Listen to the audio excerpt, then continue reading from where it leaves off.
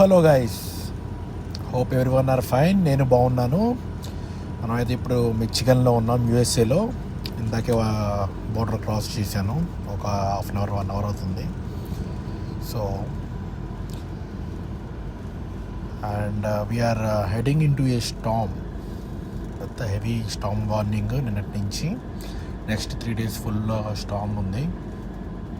And ఇవాళ almost ఒక 3-4 hours అయింది స్టార్ట్ అయ్యి. So next 7 to 8 hours of hour driving వచ్చేసి మొత్తం ఈ స్టామ్లోనే ఉండిద్ది అనమాట. సో మొత్తం స్టామ్లో ఉండిద్ది కాబట్టి డిఫరెంట్, ఎవ్రీ అవర్కి క్లైమేట్ కండిషన్స్ అన్నీ చేంజ్ అవుతూ ఉంటాయి. Different type of climate conditions అన్నీ మనం ఈ వీడియోలో you can see it, I guess.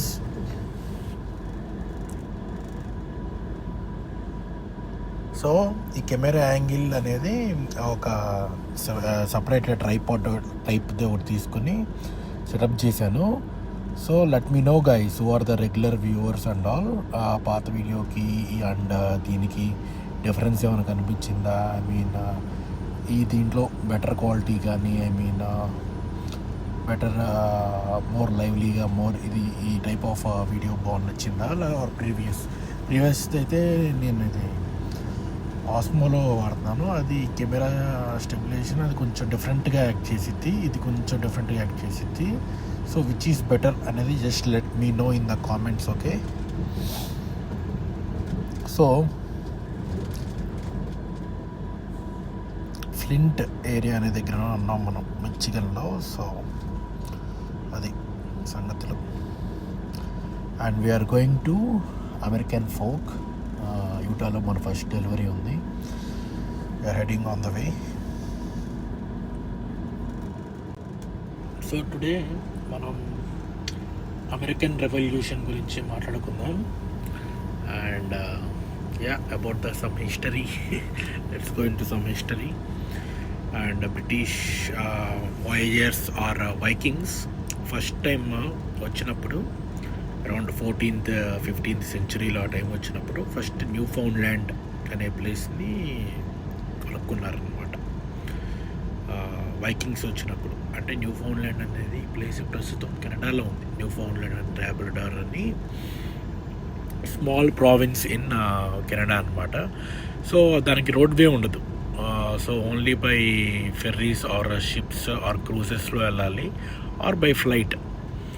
నేను అక్కడ ఆ ప్రావిన్స్లో కూడా డెలివరీ చేయడానికి వెళ్ళేవాడిని. చాలా ఇంట్రెస్టింగ్, చాలా ఫ్యాసినేటింగ్ ఉంటుంది అది. సో రోడ్ ఉండదు, అవే మొత్తం surrounded by the Atlantic ocean. చాలా బ్యూటిఫుల్గా ఉంటుంది. Single road, 2 sides Atlantic ocean ఉంటుంది. చాలా బాగుంటుంది అనమాట. వింటర్స్లో అయితే చాలా హారిఫిక్గా, చాలా వెరీ వైల్డ్ ఎక్స్పీరియన్స్ ఇదంతా. అండ్ మామూలుగా కెనడాలోనే చాలా క్లైమేట్ కానీ వెదర్ కానీ అంతా చాలా చాలా బాగుంటుంది. ఫ్రెష్ ఎయిర్ అంతా చాలా బాగుంటుంది ఇక్కడ. సో ఇక్కడ కన్నా చాలా specific new found land and Labrador అనే ఐలాండ్లో చాలా ప్లెజెంట్గా చాలా ఫ్రెష్ ఎయిర్ ఉంటుంది. సో ఐలాండ్లో డెలివరీస్కి వెళ్ళే వాళ్ళం మనం. చాలా ఫెర్రీలో ఉండేది. అది చాలా బాగుండేది. ఇన్ కేసు అప్పటికీ నేను వ్లాగింగ్ ఇవన్నీ స్టార్ట్ చేసి ఉంటే, but whatever happen. But so Britishers all వైకింగ్స్ని వీళ్ళని పంపించినప్పుడు ఫస్ట్ అది ఫౌండ్ అవుట్ చేశారనమాట ఐలాండ్ని. సో ఇక్కడ ఏం లేదు, ఇక్కడ అసలు మనుషులు బతకలేరు అని చెప్పి ఫస్ట్ 14th-15th centuryలోనే వచ్చి వెళ్ళిపోయారు. సో తర్వాత నెక్స్ట్ టైం ఇంకోసారి ట్రిప్ వేసినప్పుడు కొలంబస్ వీళ్ళందరూ వచ్చినప్పుడు ఇటు పోర్టరీకో, ప్రస్తుతం ఉన్న పోర్టరీకో ఐలాండ్స్ ఉన్నాయి కదా, అమెరికా దగ్గరలో ఉన్న ఐలాండ్స్, అది ఫౌండ్ అవుట్ చేశారనమాట. తర్వాత వచ్చినప్పుడు నార్త్ క్యారోలైనా అరౌండ్ 15th century ఎండింగ్లో ఆ టైంలో, ఆల్మోస్ట్ 16th century ఆ టైంలో బిగినింగ్లో వచ్చినప్పుడు ఇప్పుడు ప్రస్తుతం ఉన్న నార్త్ క్యారోలైనా యూఎస్ఏలో ఉన్న ఐలాండ్, ఆ బోర్డర్ అది ఫౌండ్ అవుట్ చేశారనమాట. సో ఈ ప్రాసెస్లో ఏంటి వీళ్ళు వాయేజర్స్ని, వైకింగ్స్ని ఇలా డిఫరెంట్ పీపుల్ని ఇక్కడ పంపిస్తూ ఏంటి ఇక్కడ ఏముంది ఇంగ్లాండ్ నుంచి పంపిస్తూ ఉండేవాళ్ళు. ఏంటి ఇక్కడ అసలుకి నేల మనుషులు బతకచ్చా ఏంటి, ఎందుకంటే ఒక్కొక్కసారి ఒక్కొక్క ఎక్స్పీరియన్స్ కదా. అక్కడ వచ్చినప్పుడు నేటివ్ పీపుల్ని ఎదురయ్యే ఫస్ట్ టైం న్యూ ఫౌండ్లాండ్లో చూసి, సో ఇక్కడ ఏంటి వీళ్ళు మనుషులు చూస్తే తేడా ఉన్నారు, వీళ్ళతో ఇక్కడ బతకలేము, ఇక్కడ కల్టివేట్ చేయడానికి కూడా ల్యాండ్ కూడా సహకరించదు. ఎందుకంటే మొత్తం సరౌండ్ బై అట్లాంటిక్ ఓషన్ కదా, డీప్ ఫ్రోజన్ ఉంటుంది అక్కడ, ఓన్లీ చేపలు తిని బతకడం తప్పితే ఏం లేదు. సో అదేదో అక్కడ ఇంగ్లాండ్లోనే చేయొచ్చు కదా అని అనుకుని వెళ్ళిపోయి, తర్వాత మళ్ళీ డిఫరెంట్ ట్రిప్స్ చేసినప్పుడు మళ్ళీ ఇంకొక డిఫరెంట్ ఏరియాస్ ఆఫ్ అమెరికాని ఫైండ్ అవుట్ చేశారు, which is Dominican Republic, Puerto Rico ఆ ఐలాండ్స్ని. ఆ తర్వాత నార్త్ కేరళని ఫైండ్ అవుట్ చేసినప్పుడు ఓకే ఇక్కడ బతకచ్చు, బాగానే ఉంది ల్యాండ్, ఇక్కడ నుంచి ఎక్స్ప్లోర్ అవ్వాలని చెప్పి అలా డిఫరెంట్ పీపుల్ వచ్చి సెటిల్ అవ్వటం స్టార్ట్ చేశారు. మనం ఆ టైం పీరియడ్ నుంచి మాట్లాడుకోవటం కష్టం కాబట్టి will just talk about pre independence of America మాట్లాడుకుందాం. అరౌండ్ టైం పీరియడ్ వచ్చేసి 1715 నుంచి 1800 లోపు ఆ టైం పీరియడ్. అండ్ మొత్తం బ్రిటిష్ కాలనీస్ ఇవన్నీ వచ్చి ఎస్టాబ్లిష్ అయినాయి అనమాట. అప్పుడు ఆ 16th సెంచరీ నుంచి మెల్లమెల్లగా కాలనీస్. సో ఇవన్నీ మ్యాటర్ అన్నింటిలో తెలుస్తూనే ఉంటాయి కాలనీస్ వచ్చి ఏర్పడినవన్నీ. కానీ ఈ రీజన్ వై బ్రిటిష్ కాలనీస్ ఏర్పడడానికన్నా ముందు బ్రిటిష్ వాళ్ళు 13 కాలనీస్ని సెటప్ చేసింది యుఎస్ఏలో, అంటే ప్రస్తుతం ఉన్న అమెరికాలో సెటప్ చేసింది. ఈ సెటప్ చేయడానికన్నా ముందు చాలామంది వాయేజర్స్ కానీ వైకింగ్స్ కానీ చాలామంది పీపుల్ వచ్చి ఇక్కడ అమెరికాలో సెటిల్ అయిపోయారు. ఇక్కడ ఒక ల్యాండ్ ఉందని తెలిసిన తర్వాత అప్పుడు అంత వాళ్ళు హ్యాపీగానే బతికేవాళ్ళు. ఆ రీజన్ ఎందుకు ఇంగ్లాండ్ని, యూరోప్లో ఉన్న కంట్రీస్ని వీళ్ళు వదిలిపెట్టి రావడానికి మెయిన్ రీజన్ వచ్చేసి, ఎవరి రీజన్ గురించి చాలామంది డాక్యుమెంటరీస్లో మాట్లాడరు. ఎందుకంటే because all these are Christian రిలేటెడ్గా కంట్రీస్ కాబట్టి, వాట్ ఎవర్ ఫ్రెంచ్ అయినా డచ్ అయినా వేర్ ఆక్యుపైడ్ అమెరికా, ఇవన్నీ ఎందుకు మాట్లాడరంటే because they're all believe in same religion అనమాట. సో నేను వాళ్ళు ఎక్కువ ఆ ఇంగ్లాండ్లో కింగ్ రూల్స్ ఉంటాయి కదా, కింగ్ రూల్స్ అండ్ క్రిస్టియన్ ఆ రిలీజియన్ని వాళ్ళు భరించలేక, వాళ్ళ ట్యాక్సులు భరించలేక వీళ్ళు పారిపోయి అమెరికాకి చాలామంది సెటిలర్స్గా వచ్చిన వాళ్ళు ఫస్ట్ స్టార్టింగ్లో, ఈ కాలనీస్ కన్నా ఇంకా సెటప్ చేయకముందు. సో వాళ్ళేంటి ఎలాంటి సిచ్యువేషన్లో వచ్చారు యూఎస్ఏకి? They are not normal people, ఏదో జస్ట్ కొత్తది ఏదో వచ్చిన కాదు, రిలీజియస్ ఫ్రీడమ్ కోసం అని వచ్చారు. ఎలాంటి సిచ్యువేషన్ అంటే, ఇప్పుడంటే క్రూజులు, ఇంగ్లాండ్ నుంచి అమెరికాకి మంచి క్రూజ్ షిప్పులు, మంచి వెజల్ అన్నీ ఉన్నాయి ఇప్పుడు. హీటర్లు, ఏసీలు అన్నీ ఉన్నాయి. ఇది around time period 15th 16th సెంచరీలో ఎలా ఉండేది? ఒక షిప్లో బయలుదేరి ఒక సైడ్ నుంచి ఇంకో సైడ్కి, ఒక కాంటినెంట్ నుంచి ఒక కాంటినెంట్ మూవ్ అవుతున్నాం అంటే, ఎస్పెషల్లీ వాళ్ళు చేసే డిస్టెన్స్ అంతా అసలుకి మైనస్ టెంపరేచర్స్లో ఉండిద్ది. అండ్ భయంకరమైన చలి, భయంకరమైన ఉండిద్ది. సో స్టార్ట్ అయితే చాలామంది చచ్చిపోయి, చాలా రూట్లు తప్పిపోయి చాలామంది పోయేవాళ్ళు. ఒక 10 షిప్పులు బయలుదేరితే 5-6 వెళ్ళి మిగతా వాళ్ళు పోయేవాళ్ళు. సో అలాంటి సిచ్యువేషన్లో కూడా అక్కడ ఇంగ్లాండ్ నుంచి అయితే తప్పించుకొని పారిపోవాలి, ఈ బ్రిటిష్ దగ్గర నుంచి అయితే పారిపోవాలి అని పారిపోయిన ఈ జనం హోప్ కోసం. ఎందుకంటే ప్రస్తుతం వాళ్ళు ఉన్న కంట్రీలో ఆ రిలీజియన్ వల్ల కానీ, ఆ కింగ్ పెట్టే ట్యాక్సేషన్ వల్ల కానీ విసిగిపోయిన పీపుల్ మెల్లమెల్లగా ఫామ్ అయిపోయి బయటికి వెళ్ళిపోయేవాళ్ళు. సో వీళ్ళు అప్పుడప్పుడు 2 and 4 జర్నీలు చేస్తున్నప్పుడు కింగ్కి అక్కడ ఏదో ఒకటి పండించి తీసుకెళ్ళటం, అక్కడ ఏదో ఒకటి వేసేవాళ్ళు. సో వాళ్ళకి చాలా తక్కువ ట్యాక్సులు ఇవన్నీ ఉండేదన్నమాట. సో అప్పుడప్పుడు వచ్చేవాళ్ళు, వచ్చినప్పుడల్లా ఇక్కడ ఇంగ్లాండ్లో తయారైన వస్తువులు కానీ తీసుకుని వెళ్ళేవాళ్ళు అనమాట బ్యాక్ టు యూఎస్ఏకి వచ్చినప్పుడు. సో ఎందుకంటే టెక్నాలజీ అన్నీ అప్పటికి బాగా బ్రిటిష్ ఇక్కడ బాగా డెవలప్ అయిపోయింది కదా ఇంగ్లాండ్లో. సో వచ్చినప్పుడు అక్కడ దొరికే ఐటమ్స్ని, వాటిని గోల్డ్ ఆర్ వాట్ ఎవర్ ఐటమ్స్ని తీసుకొని నేటివ్స్ దగ్గర, వీళ్ళ దగ్గర అక్కడ దోపిడీ వాళ్ళకి తెలియదు కదా, నేటివ్స్ అనే వాళ్ళ అమాయకులు. అది ఒక డిఫరెంట్ సబ్జెక్ట్, దాన్ని తర్వాత మాట్లాడుకుందాం.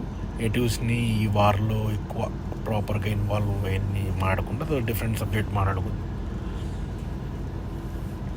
సో తీసుకొచ్చేస్తుండే వాళ్ళు. సో అప్పటికి ఉన్న బ్రిటిష్ గవర్నమెంట్ ఆర్ కింగ్స్ కానీ ఎక్కువ ట్యాక్స్ కూడా వీళ్ళకి వేసేవాళ్ళు కాదనమాట, నార్మల్ బేసిక్ ట్యాక్స్ వేసేవాళ్ళు.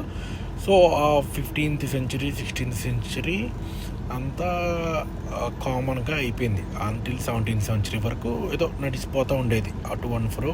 అప్పుడప్పుడు కొన్ని జనరేషన్స్ వెళ్ళి వస్తూ ఉండేవాళ్ళు, అయిపోయింది. సో ఎప్పుడు ప్రాబ్లం స్టార్ట్ అయిందంటే, సో ఈ 16th and 15 to 17th journey మధ్య ఈ 13 కాలనీస్ అనేవి ఫామ్ అయిపోయినాయి అనమాట యుఎస్ఏలోని. అంటే డిఫరెంట్ ఏంటంటే రిలీజియన్ని వదిలేసి, ఐ మీన్ ఫ్రీడమ్ కోసం వచ్చిన పీపుల్ వచ్చి మంచిగా వ్యవసాయం ఏవోటి చేసుకుని వాళ్ళ లైఫ్ వాళ్ళు without any rules, without any government అని హ్యాపీగా బతుకుతున్న పీపుల్ అనమాట.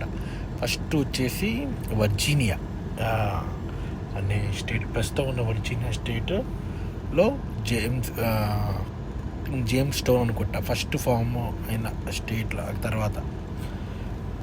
తర్వాత Massachusetts and Maryland, North Carolina, New Hampshire, Connecticut, Rhode Island, ప్రస్తుతం ఉన్న న్యూ జెర్సీ, న్యూయార్క్,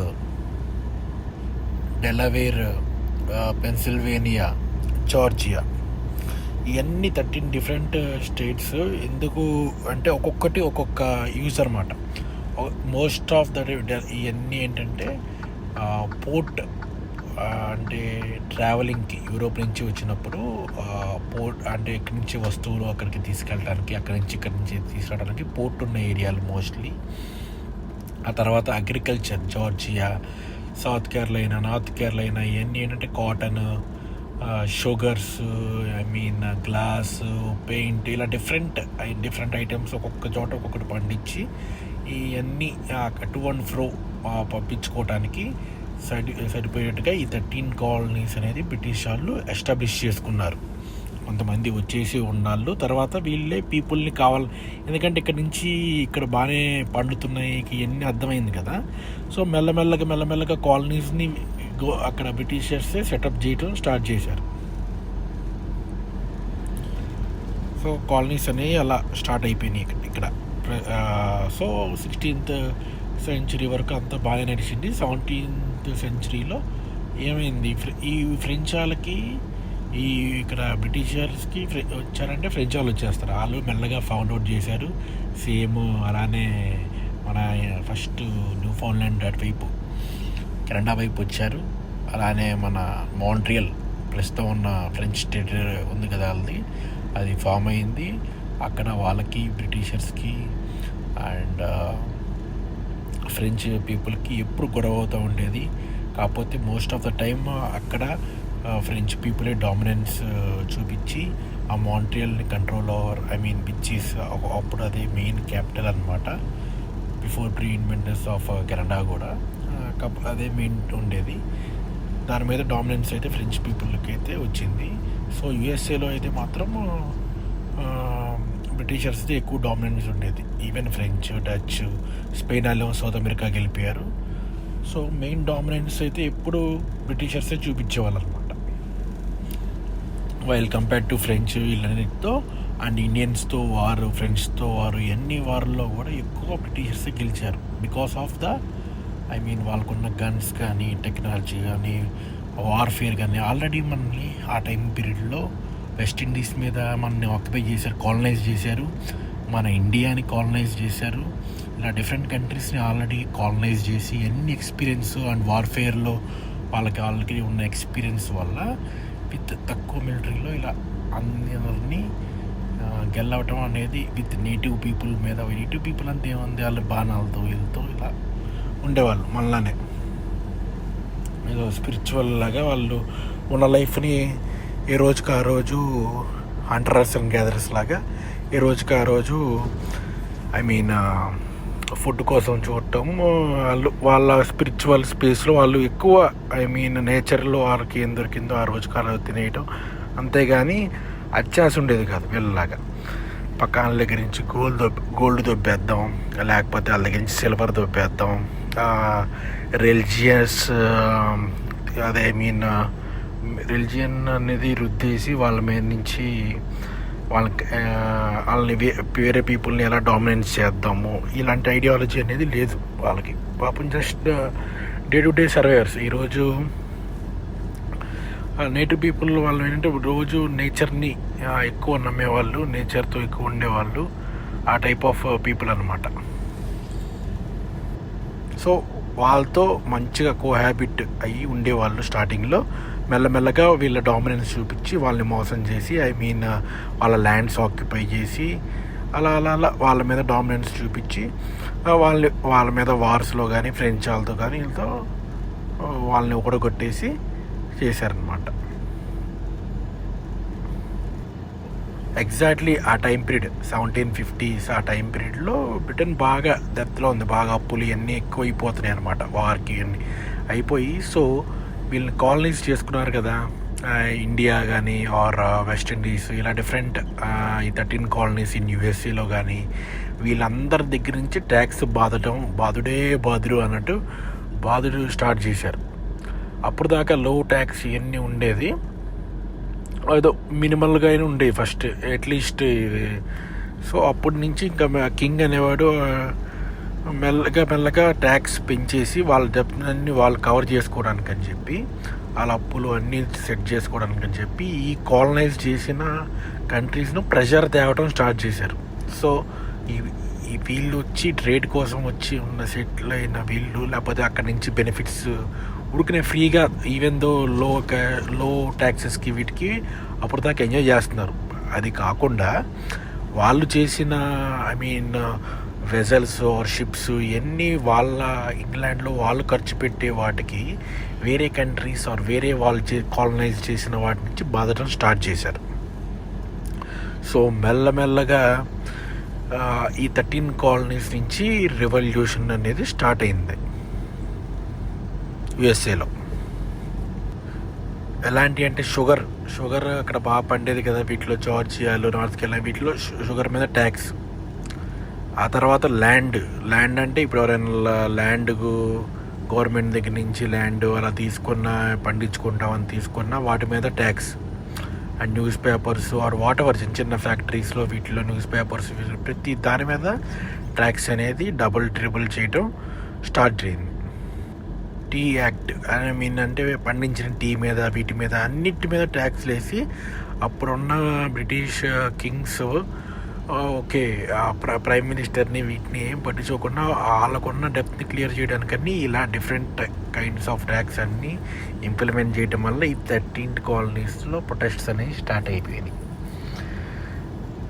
ఎవరో డిఫరెంట్ పీపుల్ కాదు, వాళ్ళ పీపులే, వాళ్ళు ఉన్న పీపులే, ఆ సేమ్ రిలీజియన్లో నమ్మిన పీపులే వాళ్ళ మీద వాళ్ళకే ఎదురు తిరిగారు. అక్కడ స్టార్ట్ అయింది. సో బోస్టన్ మాసకర్ అని అప్పుడు ఈ ప్రొటెస్ట్ చేస్తున్న వాళ్ళ మీద బోస్టన్ అనే ప్లేస్లో ప్రొటెస్ట్ చేసే వాళ్ళకిను బ్రిటిష్ ఆర్మీ వాళ్ళకి గొడవ అయ్యి చేసి ఒక 5 పీపుల్ని మర్డర్ చేశారు. అక్కడ ఉన్న కాలనీస్లో ఉన్న పీపుల్ని 5 మెన్ని కిల్ చేశారు అనమాట.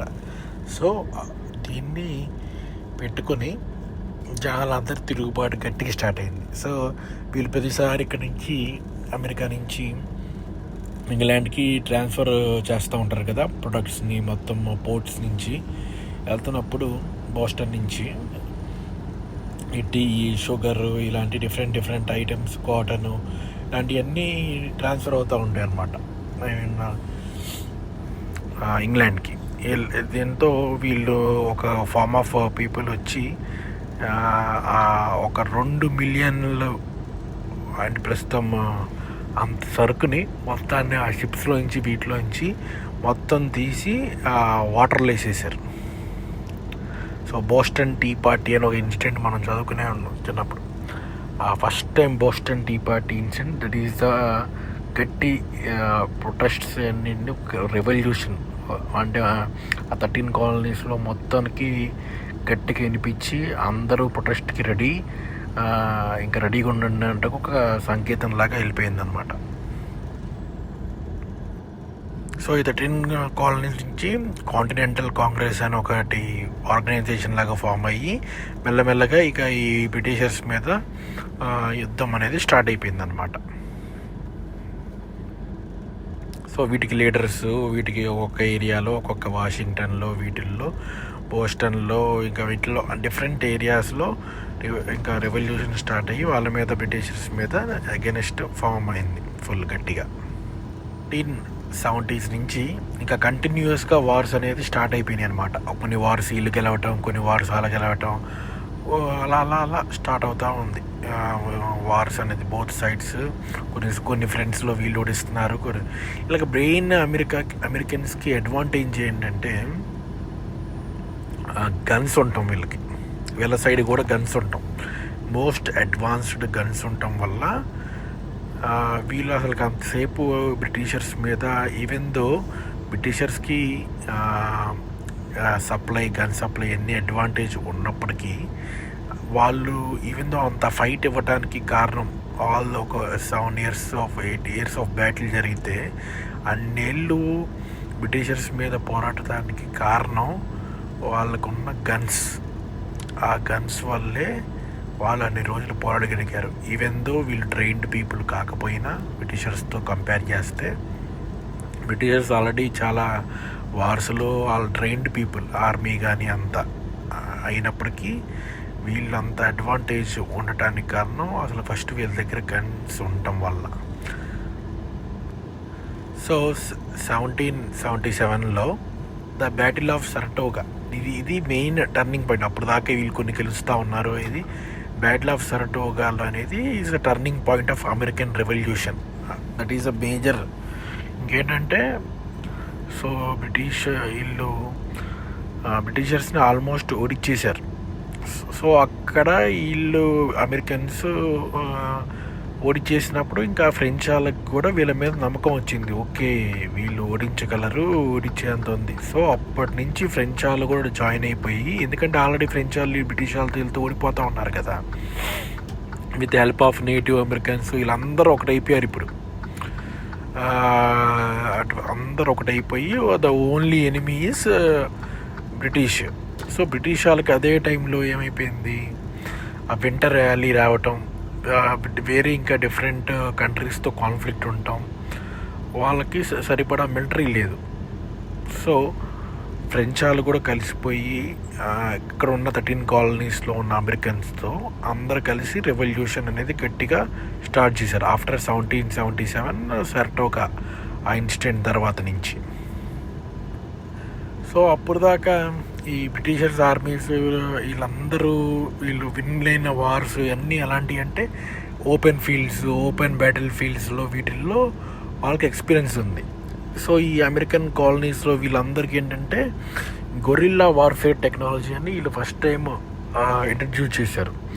ఫస్ట్ ఆఫ్ ఆల్ వీళ్ళకి గన్స్ ఉండటమే ఒక అడ్వాంటేజ్. అంటే ల్యాండ్స్ ఇలా గొరిల్లా అంటే అక్కడక్కడ చెట్లు వీటిల్లో దాక్కొని మౌంటైన్ ల్యాండ్స్ ఇలా డిఫరెంట్ ల్యాండ్స్కేప్స్ ఉంటాయి మొత్తం యూఎస్ఏలో, ఈ 13 కాలనీస్ ఎస్పెషల్లీ వీటిల్లో ఉన్నప్పుడు. అక్కడ నుంచి ఇప్పుడు మార్నింగ్ యుద్ధం స్టార్ట్ అయింది అనుకో, వీళ్ళ దగ్గర గన్ ఉండడం ఒక అడ్వాంటేజ్. వీళ్ళు అలవాటైంది అప్పుడు దాకా యుద్ధాలు ఓపెన్ ఫీల్డ్లో వచ్చి స్ట్రైట్ నుంచి ఉంటాం. వీళ్ళు అలా కాదు, ఆ త్వరల్లోంచి ఈ త్వరల్లోంచి దాక్కుని బ్రిటిష్ ఆర్మీలో ఒక్కొక్కరిని చంపేస్తూ ఉండేవాళ్ళు. సో వీళ్ళు వచ్చినప్పుడు వచ్చేవాళ్ళు వారికి అయిపోగానే జంప్ అయిపోయేవాళ్ళు. సో వాళ్ళు ఎక్కడ వీళ్ళు ఉన్నారు వీళ్ళని ఫైండ్ అవుట్ చేయడం కూడా చాలా కష్టం అయిపోయేది. సో అలా వీళ్ళు ఆల్రెడీ ఒక 100 years నుంచి అలవాటు అయిపోయింది కదా. వీళ్ళంటే సోల్జర్స్ అంటే అప్పుడే వచ్చారు. సో అంత వార్ఫేర్ టెక్నాలజీ కానీ వీళ్ళు అమెరికన్ ఈ కాలనీస్ నేర్చుకున్న వార్ఫేర్ అనేది డిఫరెంట్ కైండ్ ఆఫ్ టెక్నిక్స్ ఇవన్నీ వాళ్ళకి అలవాటు లేక అండ్ ఆల్సో ఫ్రెంచ్ వాళ్ళు కూడా సపోర్ట్ చేశారనమాట. అంటే పోర్ట్స్ ఏదైతే ఉన్నాయో వాటి నుంచి బ్రిటిషర్స్ని తప్పించుకోకుండా వాళ్ళని బ్లాక్ చేసేయటం. ఆ బ్లాక్ చేసినప్పుడు వాళ్ళు అటువైపు నుంచి బ్లాక్ చేస్తే వీళ్ళు ఇటువైపు నుంచి అటాక్ చేసేవాళ్ళు. ఒకవైపు నుంచి నేటివ్ పీపుల్ కూడా యూజ్ చేసుకుని వాళ్ళతో హెల్ప్. సో వీళ్ళందరూ కలిసి బ్రిటిషర్స్ని సెంటర్ పాయింట్ చేసి అటువైపు నుంచి ఇటువైపు నుంచి వాళ్ళ వైపు నుంచి కుమ్ముడు అనమాట. సో 1781లో యార్క్ టౌన్ జార్జియా అనే ప్లేస్లో ఇక ఫైనల్ ఇంకా టోటల్ ఇంకా బ్రిటిషర్స్ అయితే మొత్తానికి ఓడిపోయారు. అన్ని వార్స్ అన్నీ కంప్లీట్ అయిపోయి ఇది ఫైనల్ వార్ 1781 కల్లా ఇంకా అమెరికాకి. సో అమెరికా చిత్తుగా వాళ్ళు ఉన్న మిలిటరీ కానీ అన్ని కైండ్ ఆఫ్ విత్ మన commander in chief George Washington who is the first president also యుఎస్ఏకి. So is the number 1 commander in chief for USA and also the best president. ఆయన knowledge and ఆయన war techniques ఆయన హెల్ప్తోనే USA అనేది విక్టరీకి ముందుకెళ్ళింది. And also with the help of crucial help correct టైంలో వీళ్ళకి టగ్ ఆఫ్ వార్ లాగా అవుతున్న దాంట్లో ఓకే ఫ్రెంచ్ వాళ్ళు వచ్చి వీళ్ళు క్యాపబిలిటీ ఉందని చెప్పి వీళ్ళు సపోర్ట్ చేయటం. And also with the help of native పీపుల్తో అందరూ కలిసి ఫుట్బాల్ ఆడుకున్నారన్నమాట బ్రిటిషర్స్ని ఆ టైం పీరియడ్లో. మొత్తానికి 1783లో ట్రీటీ ఆఫ్ ప్యారిస్ అనే అగ్రిమెంట్ చేసుకుని బ్రిటిషర్స్ మొత్తానికి అమెరికాకి ఇండిపెండెన్స్ డిక్లేర్ చేశారు. సో మొత్తానికి 13 కాలనీస్లో ఫామ్ అయిన అమెరికన్స్ వాళ్ళకి whatever home ground advantage ఉంది. ఫుడ్, షెల్టరు అండ్ వాళ్ళు అక్కడి నుంచే ఆల్మోస్ట్ ఒక 100 ఇయర్స్ నుంచి ఉండటం వల్ల వాళ్ళకి ఫ్రీడమ్ అనేది బాగా అలవాటైపోయింది. ఈ రిలీజియస్ ఫ్రీడమ్ నుంచి బయటపడిపోయి హ్యాపీగా బతకటం. అండ్ ఆ పాత కింగ్ సిస్టము ట్రాక్సిల్కి వీటికి వెళ్ళలేక ఎలా అయినా ఒక మోటివేషన్ గోల్ అనేది ఉందన్నమాట. ఈ బ్రిటిషర్స్ని గెలవాలి, లేకపోతే మళ్ళీ పాత ఇంగ్లాండ్లో ఉన్న లైఫ్ స్టైల్ ఇక్కడ కూడా సెట్ చేస్తున్నారు వీళ్ళు వచ్చి. అదే ట్యాక్సులు, అదే కింగ్ రూలు, అదే చర్చ్కి ఇంత పే చేయాలి, చర్చ్కి గోల్డ్ ఇవ్వాలి అండ్ ఇదే ఫార్మ్ అనేది మళ్ళీ రిపీట్ అవుతుంది. అవన్నీ వద్దు అనే కదా అక్కడ వీళ్ళు అంత చలిలో మధ్యలో పెద్ద మలేరియాలు పెద్ద టైఫాయిడ్స్, పెద్ద ఫ్లూస్ ఇవన్నీ దాటుకుని ఎన్నో రోజులు ప్రయాణం చేసి వచ్చిన వాళ్ళు hard core men and women ఆ టైంలో. సో బ్రిటిషర్స్కి హోమ్ గ్రౌండ్ అడ్వాంటేజ్ లేకపోవటం అండ్ ఇంగ్లాండ్ చాలా దూరం మైల్స్ వేగా ఉండటం అండ్ అదే టైంలో ఓవర్ స్ట్రెచ్ అయిపోయింది. అంటే ఒక కంట్రీతో కాకుండా వీళ్ళు డిఫరెంట్ కంట్రీస్తో కాలనీస్తో ఒకేసారి గొడవ పడుతూ ఉన్నారు. ఎస్పెషల్లీ ఫ్రెంచ్ పీపుల్తో. ఆల్రెడీ ఫ్రెంచ్ పీపుల్తో గొడవ గెలిచినప్పటికీ మళ్ళీ ఇంకా ఫ్రెంచ్ వాళ్ళు మళ్ళీ రెవల్యూషన్ స్టార్ట్ చేశారు బ్రిటిషర్స్ మీద. స్పానిష్ పీపుల్తో ఒక గొడవ, నెదర్లాండ్స్తో, ఇలా మెయిన్ ఉన్న కాలనీస్తో, యూరోపియన్ కాలనీస్తో వీళ్ళందరితో గొడవ ఉండటం వలన అమెరికాలో గెలవటానికి ఈజీగా ఉన్నా కానీ బట్ రిసోర్సెస్ వాళ్ళకి కావాల్సిన మిలిటరీ కానీ ఫుడ్ కానీ సప్లై కానీ ఎన్ని ప్రాపర్ టైంలో లేకపోవటం ఒక మెయిన్ డిసడ్వాంటేజ్. అండ్ కరెక్ట్ టైంలో ఫ్రెంచ్ పీపుల్ అమెరికన్ పీపుల్కి సపోర్ట్ చేయటం వలన బ్రిటిషర్స్ని ఓవర్కమ్ చేయటం and also with the help of native people ఇవన్నీ అడ్వాంటేజ్ అయిపోయినాయి అనమాట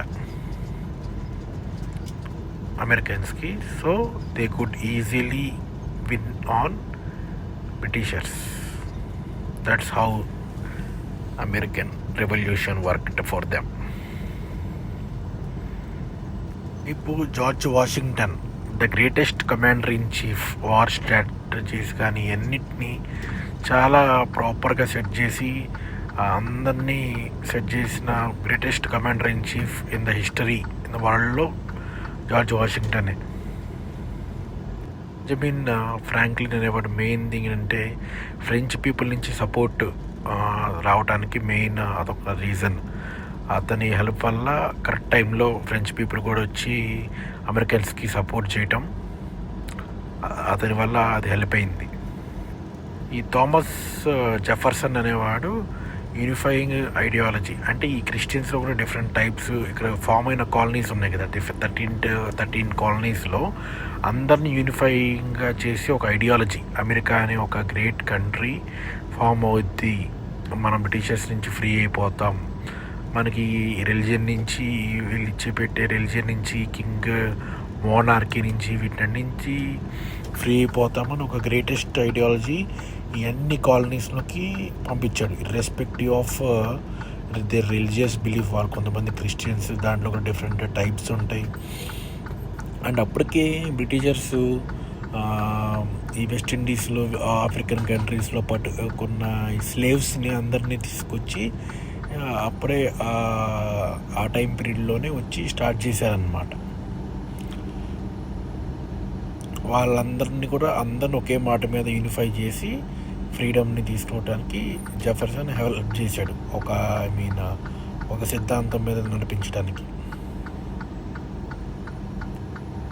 అండ్ నాథలిన్ గ్రీన్, వీళ్ళు సౌత్లో గ్రేట్ స్ట్రాటజీ, వీళ్ళకి ఇక్కడ వైపు ఈస్ట్ కోస్ట్ ఇటువైపు పోతే సౌత్కి వెళ్తున్నారు, సౌత్లో గెలవనీయకుండా అక్కడ స్ట్రాటజీస్. ఇలా ఈ 4-5 persons main contribution for the American రెవల్యూషన్లో వీళ్ళు కీ రోల్ ప్లే చేయడానికి ఒక్కొక్క దాన్ని తీసుకుని గట్టిగా అందరినీ ఒక దాని మీద ఐడియాలజీ మీద తీసుకొచ్చి బ్రిటిషర్స్ మీద గెలవడానికి ఈ 4 పర్సన్స్ అనేవాళ్ళు చాలా క్రూషియల్ రోల్ ప్లే చేశారనమాట. సో ఈ అమెరికన్ రెవల్యూషన్ అనేది దీని ఇన్స్పిరేషన్ తీసుకుని ఫ్రెంచ్ రెవల్యూషన్ తర్వాత ఇలా డిఫరెంట్ కైండ్స్ ఆఫ్ కాలనీస్లో ఆ డిఫరెంట్ కంట్రీస్లో అలా రెవల్యూషన్ అనేది బ్రిటిషర్స్ మీద అగెనిస్ట్కి వెళ్ళటానికి ఓకే బ్రిటిషర్స్ని కూడా ఓడించి ఇలా చేయొచ్చు అని ఒక పెద్ద లెసన్. వరల్డ్లో ఉన్న చాలా కంట్రీస్కి ఇది ఈజ్ ద ఫస్ట్ స్టెప్ అనమాట. అంటే బ్రిటిషర్స్ని ఓడించి గెలవచ్చు అని వీళ్ళు ప్రూవ్ చేశారు. చూసారా బయట క్లైమేట్ ఇందాక స్టార్ట్ 4 PM ఇప్పుడు 5:30 PM అలా అవుతుంది. సో క్లైమేట్ చూసా ఎంత వ్యాస్ట్ డిఫరెన్స్ అయిపోయిందో. ఒక 1 అవర్లో ఇలా అయిపోయింది అనమాట వింటర్స్లో. స్టార్ట్ అయినప్పుడు నేను -5 అలా ఉన్న టెంపరేచర్ ఇప్పుడు -10కి వచ్చింది. అండ్ స్నో కూడా హెవీగా పడతాం స్టార్ట్ అవుతుంది. Buckle up guys, we are gonna go for a ride today on this winter wonderland. Seniors and juniors and boys and girls, buckle up. We are going on a ride on the winter roads.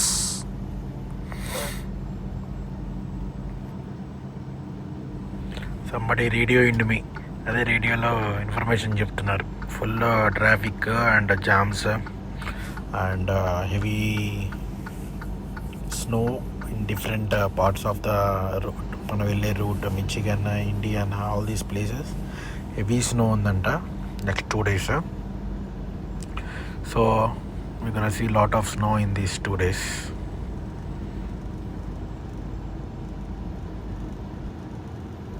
ఇది actually 2-lane road అనమాట. ఇక్కడ lines ఇవన్నీ కనిపిస్తున్నాయా? అసలు కనిపించట్లేదు కదా. ఇలానే ఉండేది వింటర్ డ్రైవింగ్ అంటే. సో లైన్స్ కనిపించవు, బట్ లైన్స్ ఉన్నట్టు అనుకుని వెళ్ళిపోవటమే. సో ఈ రైట్ లైన్, ఆ లెఫ్ట్ ఉన్నదాన్ని హ్యామర్ లేన్ అంటారు, విచ్ ఈజ్ లెఫ్ట్ లేన్ అంటారు. సో ఆల్వేస్ మీకు వెహికల్ స్లోగా ఉంది, మీది వెహికల్లో ఉన్నప్పుడు రైట్ లైన్లో ఉండి 4 ఫ్లాషర్స్ వేసుకొని స్లోగా వెళ్తున్నాను మీకు భయంగా ఉన్నప్పుడు అలా రైట్ లైన్లోనే స్టే అవ్వండి. ఫస్ట్ ఆఫ్ ఆల్ వింటర్ రాగానే మంచిగా వింటర్ టైర్స్ వేసుకోండి. So which won't be a problem for many. ఎందుకంటే ఈ మెయిన్గా 2 things అనేవి హ్యాపెన్ అవుతూ ఉంటాయి.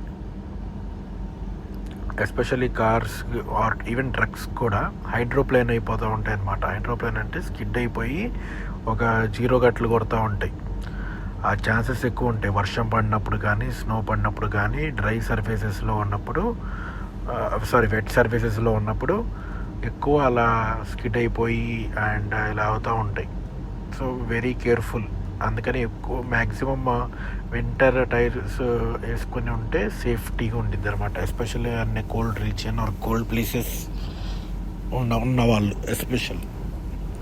మల్టీ సీజనల్ టైర్స్ కొంతవరకు ఆపుతాయి, కానీ ఈ కైండ్ ఆఫ్ స్నో ఉన్నప్పుడు మాత్రం అవ్వవు, స్కిడ్ అయిపోయి వెళ్ళిపోతూ ఉంటాయి సైడ్కి, ఎండ్ ఆఫ్ ద డిచ్లోకి. So be very careful especially winter డ్రైవింగ్లో ఉన్నప్పుడు.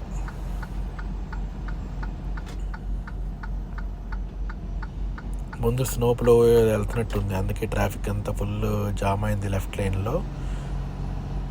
సో ఈ లెఫ్ట్ లైన్ అనేది బేసిక్గా left lane also called hammer lane అంటారు. దీంట్లో ఈ లేన్ ఎందుకంటే ఉండేది మెయిన్ స్లో వెహికల్స్, స్పీడ్ లిమిట్లో వెళ్ళే వెహికల్స్ అన్నీ. Suppose 105 is the registered speed on that highway అనుకుందాం మిచిగన్లో. 105 ఉన్నప్పుడు 105 ఉన్న వెహికల్స్ అన్నీ రైట్ లైన్లో వెళ్తారు. సో ఈ నువ్వు 105 కన్నా కొంచెం ఫాస్ట్గా వెళ్ళాలి, కొంచెం మూవ్ అయ్యి వెళ్ళాలి అనుకుంటే, దానికన్నా ఒక 2 or 3 స్పీడ్ ఎక్కువ వెళ్ళాలనుకునే వాళ్ళు లెఫ్ట్ లైన్లోకి వెళ్ళి వాళ్ళని క్రాస్ చేసేసి వాళ్ళకన్నా ముందు వెళ్ళిపోయి వాళ్ళని మర్జ్ అయిపోవాలి రైట్ లైన్లోకి మళ్ళీ.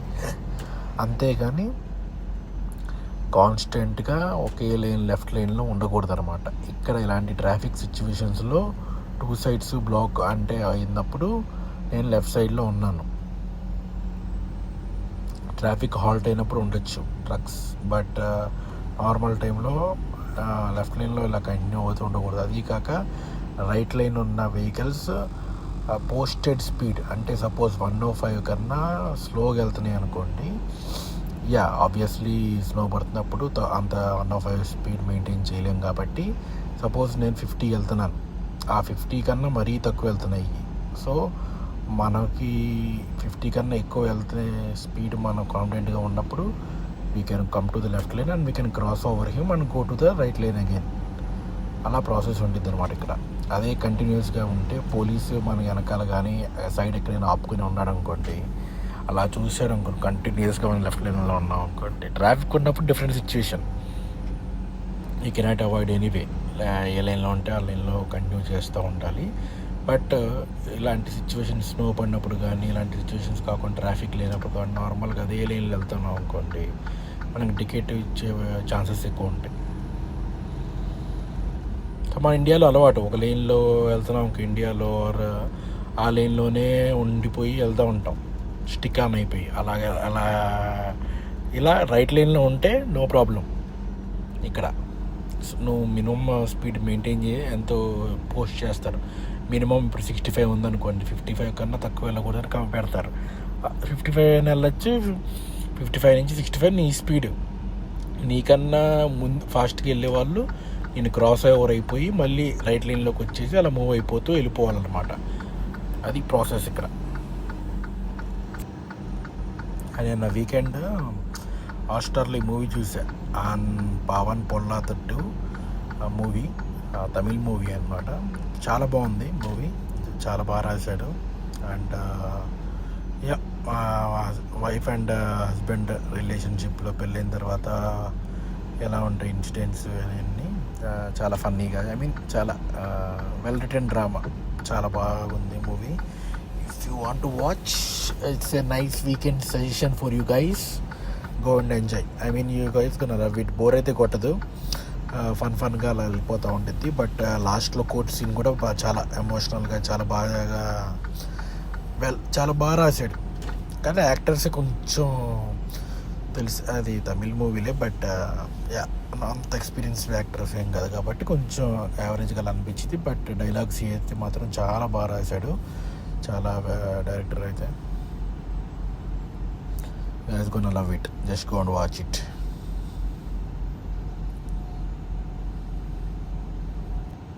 See, మన రైట్ సైడ్లో ఫ్లాట్ బెడ్ వెళ్తుంది ట్రక్, చూసావా? ఈ ట్రక్ అంతా ఆ లోడ్ని వచ్చి ప్లేస్ చేస్తారు. ప్లేస్ చేసిన తర్వాత ఆ స్ట్రాప్స్ని అంతా మనమే ప్లేస్ చేసుకోవాలి. అది సమ్మర్స్లో ఈజీయే జాబ్, అంత కష్టమే ఉండదు. బట్ ఇలాంటి వింటర్ సిచ్యువేషన్స్లో లోడింగ్ ఆర్ అన్లోడింగ్ ఈజీయే. బట్ లోడింగ్ చేసిన తర్వాత ఆ స్ట్రాప్స్ని టై చేసుకోవటం, అవి ఒక ఎవ్రీ 300 కిలోమీటర్స్కి అలా ఆగి మళ్ళీ టైట్గా ఉన్నాయా లేదా అలా చెక్ చేసుకుంటూ ఉండాలి ఎవ్రీ 100 అలా. డిపెండ్స్ అపాన్ ఎంత దూరం వెళ్తున్నావు ఏంటి బట్టి 102 కిలోమీటర్స్ ఆగి ఆ టైట్గా ఉందా లేదా అది డ్రైవర్ రెస్పాన్సిబిలిటీ అనమాట. ఎందుకంటే అలాంటి ఫ్లాట్ బెడ్స్ ఉన్నప్పుడు పే కూడా ఎక్కువ ఉంటుంది వాటికి కంపేర్ టు మా దాంట్లో కంపేర్ చేస్తే. ఆ ఫ్లాట్ బెడ్స్కి ఎక్కువ ఉంటాయి, మళ్ళీ కార్ లోడ్స్కి డిఫరెంట్ ఉంటాయి, ఆయిల్ రిగ్స్లో వాటికి డిఫరెంట్గా ఉంటాయి, ఓవర్ సైజ్ హాల్ రోడ్స్ అని ఉంటాయి అన్నమాట. పెద్ద పెద్ద హౌసెస్ని, పెద్ద పెద్ద షిప్స్ని, పెద్ద పెద్ద హెలికాప్టర్స్ని, ఇలా డిఫరెంట్ కైండ్స్ ఆఫ్ థింగ్స్ని అన్నీ క్యారీ చేస్తూ ఉంటారు. సో అలాంటి అన్నిటికీ ఇప్పుడు మంచి డిమాండ్ అనమాట. కోస్ట్ టు కోస్ట్ వెళ్తున్నాం అనుకో, suppose we're going to coast to coast ఇటు టొరంటో నుంచి కాలిఫోర్నియా కానీ, లేకపోతే అలా కాలిఫోర్నియా టు టెక్సాస్, ఇలాంటి different coast to coast travel ఉన్నప్పుడు హైలీ పెయిడ్ జాబ్స్ అనమాట. ఓవర్ సైజ్ హాల్ రోడ్స్ అంటారు వాటిని, వాటికి హై డిమాండ్ ఉంటాయి. ఫ్లాట్ బెడ్స్ కూడా ఎక్కువ మిషనరీలు, క్రెయిన్స్, డిఫరెంట్ ఐటమ్స్ అన్నీ తీసుకెళ్ళి ఐటమ్ బట్టి ఆ పేలోడ్ అనేది ఉంటుంది. కంపేర్ టు మా దాంట్లో పరిస్థితి ఎక్కువే ఉంటుంది అనమాట. సో ఇట్ డిపెండ్స్ అపాన్ నువ్వు ఏ టైప్ ఆఫ్ వర్క్ చేద్దాం అనుకుంటే ఆ టైప్ ఆఫ్ అవైలబిలిటీ ఉంటుంది. సో ఆ కంపెనీ కూడా సపోర్ట్ చేయాలన్నమాట. అన్ని కంపెనీస్, ఒక్కొక్క కంపెనీ ఈ కైండ్ ఆఫ్ వర్క్ మాత్రమే చేస్తాయి, ఒక్కొక్క company different all kinds of mixed loads అన్నీ చేస్తూ ఉంటాయి. So all kinds of mixed work చేసే కంపెనీలో ఉంటే నువ్వు ఎక్కువ నేర్చుకోవడానికి, డిఫరెంట్ గ్రో అవ్వడానికి ఆపర్చునిటీ ఉంటుంది. ప్రస్తుతానికి నేను ఉన్న దాంట్లో ఓన్లీ డ్రై వ్యాన్, బిఫోర్ ఉన్న దాంట్లో డ్రై అండ్ రిఫర్ యూనిట్స్ ఉంటాయి అనమాట. అంటే రిఫ్రిజిరేటెడ్, అలా అంతవరకు లిమిటేషన్స్ ఉంటాయి. కొన్ని లోయర్ 48 స్టేట్స్ వరకే చేస్తాయి, కొన్ని అన్ని 50 అలా, తర్వాత అలాస్కా వీటిలో కూడా వెళ్తాయి కొన్ని. అలా different kind of work, different kind of company these బట్టి ఉంటాయి అన్నమాట. ఒట్టి యూఎస్ఏలోనే, ఇప్పుడు నాది కెనడా కాబట్టి లిమిటేషన్ అనమాట. ఒట్టి యూఎస్ఏలో ఉన్న వాళ్ళకి కొంచెం ఆపర్చునిటీస్ ఎక్కువ ఉంటాయి. సో డిపెండ్స్ అపాన్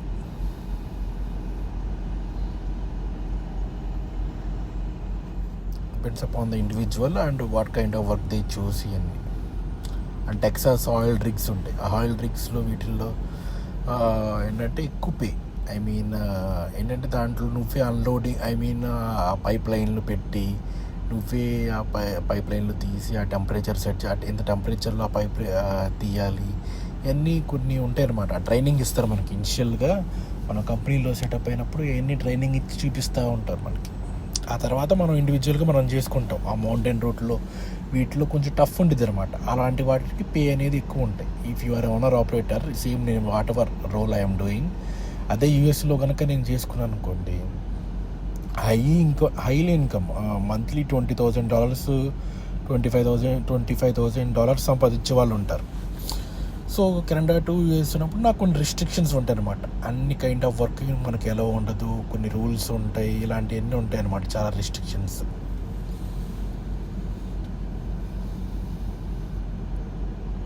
బిఫోర్ చెప్పా కదా, న్యూ ఫౌండ్ ల్యాండ్ రూట్కి వెళ్ళేవాడిని ఫెర్రీలో అని, అది బాగా మంచి పే వచ్చేదన్నమాట. ఎందుకంటే అది మనము ఫెర్రీలో ట్రావెల్ చేయాలన్నమాట. ఒక 6 to 7 hours ట్రావెల్ చేసి ఒక ఐలాండ్లో, అదే ఆ న్యూ ఫౌండ్ ల్యాండ్ ఐలాండ్లో దిగుతాం. అక్కడ 900 kilometers. చాలా బాగుంటుంది అనమాట ఐలాండ్ అంతా. చుట్టూ ఇటు సైడ్ ఓషన్, ఇటువైపు మధ్యలో ఒక రోడ్ ఉంటుంది, బ్యూటిఫుల్ రోడ్ అనమాట. యాక్చువల్గా ఆ టైంలో యూట్యూబ్ ఎన్ని స్టార్ట్ చేయలేదు, బట్ చేసి ఉండాల్సింది. మీరు బాగా ఎంజాయ్ చేసేవాళ్ళు ఆ రూట్లో అయితే. సో వాట్ ఎవర్, లేట్ అయిపోయింది అని ఫ్యూచర్ వ్యూ నాకు ఆల్ 48 states, లోయర్ 48 states అన్నిటికి వెళ్తాం. అండ్ కెనడాలో 10 provincesకి we have experience in all the states. So you don't need to worry. I will show you guys each state one by one, slowly, step by step, okay? So we're having fresh set of tyres. మనం truck తీసుకున్నప్పుడు అన్ని fresh set of tyres ఉన్నాయి. So we don't need to worry. And I absolutely love to drive in winters, ఎందుకంటే ఎక్కువ people around ఉండరు. So కామ్గా, పీస్ఫుల్గా మనం నడుపుకుంటూ ఉండొచ్చు. I just love especially. So నేను చెప్పా కదా ప్రీవియస్ దాంట్లో, ఇది ఇప్పుడు ఆల్మోస్ట్ ఈవినింగ్ 5:35 ఆ టైం అయింది టైం. సో ఇమాజిన్ చేసుకోండి ఇలా ఉండిద్ది weather. So suppose night shift అయితే గోస్ట్ షిఫ్ట్స్ అని చెప్పాను మీకు ప్రీవియస్ వీడియోస్లో. సో 3 o'clockకి 4 o'clock కనుక నువ్వు షిఫ్ట్ స్టార్ట్ చేస్తే ఇలా ఉండిద్ది వెదర్, ఆ క్లైమేట్ బయట చీకటి ఇలా ఉండిద్ది. ఇలా 12 hours అంటే ఈవినింగ్ ఈరోజు 4కి స్టార్ట్ చేస్తే మార్నింగ్ 4 దాకా ఇలానే నడుపుతూ ఉండాలి నువ్వు. సో 12 hours ఇలానే నైట్ అంతా నడుపుతూ ఉండాలి. అది ఎంజాయ్ చేసే వాళ్ళకి బాగుంటుంది. సో నాకు అది బాగా ఎంజాయ్ చేస్తాను నైట్ ఇలాంటి వెదర్లో, ఎస్పెషల్లీ నైట్ టైంలో. So many people cannot do అది, ఆ గోస్ట్ షిఫ్ట్ని, బ్రేక్స్ అవన్నీ తీసుకొని అలా ఉంటారనమాట. బట్ ఐ అబ్సల్యూట్లీ లవ్ కాబట్టి I don't have any problem with this. ఇది చూడండి, ముందు నేను చెప్పా కదా లెఫ్ట్ లేన్లో నువ్వు క్రాస్ చేయాలి. ఈ ముందున్న చూడండి వెహికల్ అటు క్రాస్ చేయకుండా మెల్లగా వెళ్తూ ఉన్నాడు. సో ఇలా ఇలా ఇలా ఇలా వెళ్ళే వాళ్ళ వల్లే ట్రాఫిక్ అనేది హాల్ట్ అయ్యిద్ది అనమాట. సో వాళ్ళు మనల్ని వెళ్ళలేరు, వాళ్ళు ఫాస్ట్గా వెళ్ళరు. వాటికి స్నో అంటే భయపడుతున్నాడు, వింటర్ టైర్స్ వేసుకుని ఉంటాడు ప్రాపర్లీ. సో వాడు రైట్కి వెళ్ళిపోతే మనం ఫ్రీగా మూవ్ అయిపోతాం కదా, మనం వెనకాల ట్రాఫిక్ అనేది స్టే ఉండదు. సో రైట్ సైడ్లో అలా మన ఫ్లాషర్లు కొట్టి మొత్తాన్ని కొడితే అప్పుడు మూవ్ అవుతున్నాడు. నీకు అంత భయంగా నడపడానికి ఆర్ ఉన్నప్పుడు స్లో లైన్లో హ్యాపీగా వెళ్ళిపో. లేదు, వింటర్ టైర్స్ లేవు, భయపడుతూ ఉన్నాడు లెఫ్ట్ లైన్లో. ఇది ఇలాంటి వాళ్ళ వల్ల ట్రాఫిక్ అనేది హాల్ట్స్ అనేవి అవుతూ ఉంటాయి. జస్ట్ రైట్ సైడ్లో ఉండి 4 ఫ్లాషర్స్ వేసుకుని నార్మల్గా ఉంటే ఫాస్ట్కి వెళ్ళే వాళ్ళు నీ లెఫ్ట్కి వచ్చేసి హ్యాపీగా మూవ్ ఆన్ అయిపోతూ ఉంటారు. That's how everybody will be free, I mean on the road. Slowly snow thickness level అనేది ఆన్ ద గ్రౌండ్ ఎక్కువ అవుతూ ఉంది. And but luckily this is powder snow. సో మనకి ఎప్పుడు స్లోగా ఉండాలి, ఎప్పుడు ఫాస్ట్గా ఉండాలి వింటర్స్లో విత్ ఇయర్స్ ఆఫ్ ఎక్స్పీరియన్స్ మనకి నేర్పిస్తూ ఉంటుంది అనమాట. ఈ పౌడర్ స్నో ఉన్నది డేంజర్ కాదు. You can go as much speed or comfortable as we're. ఈ స్నోని, ఈ పౌడర్ ఫామ్ నుంచి మెల్లమెల్లగా ఎక్కువ రెయిన్ డెన్స్ పెరిగిపోయి అది స్లోగా బ్లాక్ ఐజ్గా ఫామ్ అవుతూ ఉంటుంది. అప్పుడు we have to keep N I on the speed అనమాట. అప్పుడు దాకా మనము కంఫర్టబుల్గా ఉంటాం కాబట్టి ఉంటే it depends upon every individual. కొంతమంది 50 స్పీడ్లో ఉండొచ్చు, కొంతమంది 60 స్పీడ్లో కంఫర్టబుల్ ఉండొచ్చు, కొంతమంది 40 ఉండొచ్చు. ఎవరి కాళ్ళ కంఫర్టబుల్ స్పీడ్ బట్టి అది వెళ్తూ ఉండాలి. అండ్ కర్వ్స్ వచ్చినప్పుడు ఎస్పెషల్లీ స్లో డౌన్ అవ్వాలి. And engine break too much apply చేయకూడదు. ఓన్లీ 1లో ఉంచాను నేను. ఓన్లీ ఇంజన్ బ్రేక్ 1 గేర్లోనే ఉంచాను. ఎక్కువ పెట్టకూడదు. ఇలాంటి ఎక్కువ స్నో ప్యాచ్ ఏమైనా తగిలింది అనుకోండి, జర్ర సైడ్కి లాగేసి జాక్ నైఫ్ అయిపోయింది అనమాట. ఎక్కువ జాక్ నైఫ్ అవుతూ ఉంటాయి ట్రక్స్ వచ్చేసి. ఎల్ షేప్లో ఇలా వంగరికి ఇలా తిరిగిపోతూ ఉంటాయి సైడ్ హైవేస్ మీద. మీరు చూస్తూ ఉండొచ్చు, ఎక్కువ అబ్జర్వ్ చేసి ఉండొచ్చు మీరు బయట వీడియోస్లో ఆర్ సమ్వేర్. జాక్ నైఫ్కి ఎక్కువ ఛాన్సెస్ ఉంటాయి. ఆ స్నో ప్యాచ్ కనుక హిట్ అయితే మనం will be end up on the side of the road. So you have to be very careful అనమాట.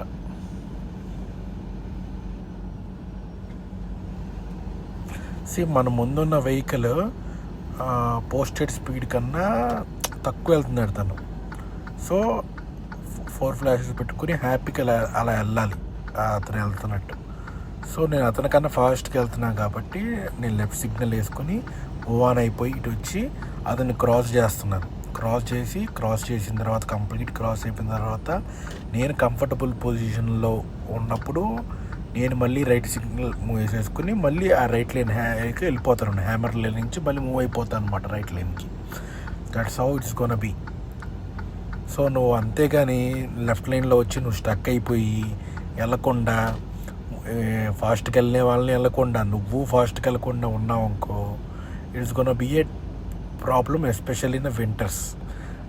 వాళ్ళ వల్లే ఎక్కువ యాక్సిడెంట్స్ కానీ ఎక్కువ కాజ్ అవడానికి కారణం అలా బిహేవ్ చేసే వాళ్ళ వల్లే. In 600 meters, take exit 38 for I-94 west towards Chicago.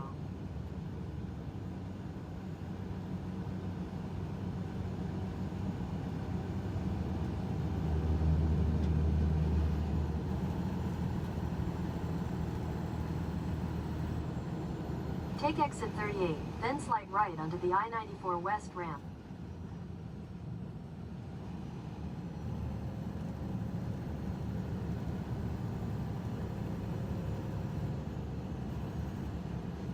Slide right onto the I-94 west ramp. So we are entering on I-94 West Continue for Chicago. 260 kilometers. So especially ఇలా ramp మీద ఉన్నప్పుడు or curves and ఇలా deep curves వచ్చినప్పుడు we have to be slow as much as possible అనమాట. ఇలాంటి curves or వచ్చినప్పుడు too much ramp up speed చేసాం అనుకోండి, ఐస్ ప్యాచ్ ఏమైనా హిట్ అయ్యాం అనుకో సైడ్ కార్నర్లో ఒక టైర్ హిట్ అయినా కానీ లాగేస్తూ ఉంటుంది సైడ్ డిచ్లోకి. సో చూడండి road we have to be very careful అనమాట. ఈ సైడ్ ప్యాచెస్ ఉన్నాయి చూసారా ఐస్.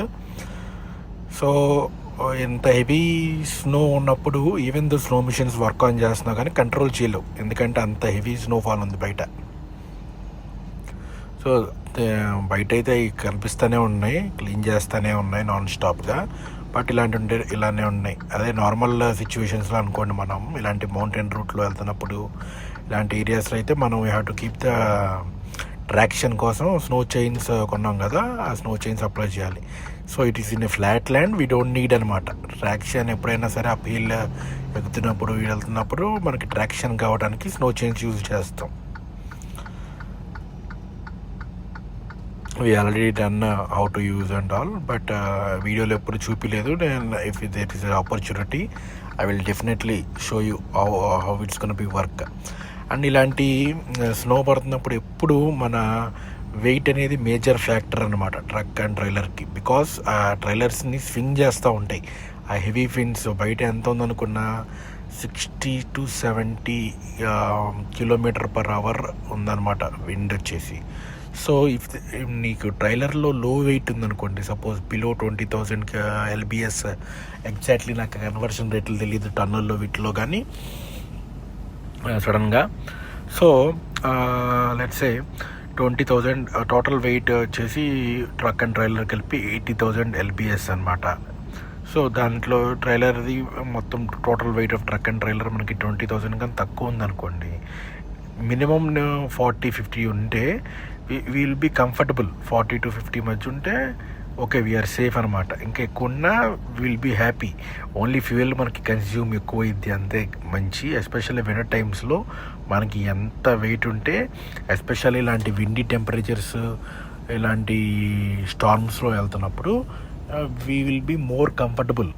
ఎందుకంటే ఇప్పుడు సపోజ్ 5,000 LBS ఉందనుకోండి ట్రైలర్లో మొత్తం వెయిట్, ఏం చేసిద్ది ఆ విండ్కి బ్యాలెన్స్ కోల్పోతాం అనమాట. రైట్కి లెఫ్ట్కి చీడ్చి కొడతా ఉండిద్ది, ఫ్లిప్ ఓవర్స్ అయిపోతూ ఉంటాయి. అవన్నీ కారణం బికాస్ ఆఫ్ లో వెయిట్ అనమాట. అలాంటి సిచ్యువేషన్స్లో దెన్ యాజ్ ఏ డ్రైవర్ ఎవరు చెప్పరు నీకు, as a driver have the నీకు అనిపించిద్ది okay we're not right to go అన్నప్పుడు we have to pull over to the rest area or truck స్టాప్స్లోకి రెస్ట్ ఏరియాలోకి పుల్ ఓవర్ చేసేసి ఓకే ఈ టెంపరేచర్స్లో మనం వెళ్ళకూడదు అని మనకే తెలియాలి. అది ఎవరు చెప్పరు. ఆఫీసర్స్ వీళ్ళు రూల్స్ ఎన్ని కొన్ని ఎనాక్ట్ చేస్తారు, కొన్ని ఎనాక్ట్ చేయలేరు. But as a driver you must know where should you go and where should not you go. ఈ అన్ని థింగ్స్ మనమే by experience, by step we gonna learn by our self. We gonna make mistakes little bit, but ఒక్కొక్కటి నేర్చుకుంటూ ఉంటాం by experience. So we're having decent weight around 40 to 50,000 మధ్యలో ఉంది మన weight వచ్చేసి. So we don't need to worry అనమాట. మన wait గురించి ట్రైలర్ స్వింగ్ అయిపోయిద్దా, ఫ్లిప్ ఓవర్ అయిపోయిద్దా, ఆ టెన్షన్ అయితే అక్కర్లేదు. ఎందుకంటే మనం కంఫర్టబుల్ వెయిట్తోనే ఉన్నాం కాబట్టి you don't need to worry about that. ముందు స్నోప్లో వెళ్తుంది, సో అందుకే ఆ స్నోప్లో వాడుకి అసలు నడపడం రావట్లేదు. ఫస్ట్ థింగ్, ఆ స్నో వాడు వాళ్ళకి హెవీ ఫాస్ట్ ఉండాలన్నమాట ఈ టైంలో. వీళ్ళకంత ఎక్స్పీరియన్స్ ఉండాలని పెట్టారో లేదో మరి ఏమో, కానీ వాడు చాలా తక్కువ వెళ్తున్నాడు. బేసిక్ కన్నా బేసిక్ స్పీడ్ వెళ్తున్నాడు, చాలా తక్కువ స్పీడ్ వెళ్తున్నాడు. అందుకని ఈ ట్రాఫిక్ హాల్ట్ అంతాకి కారణం. he can go a little bit faster actually.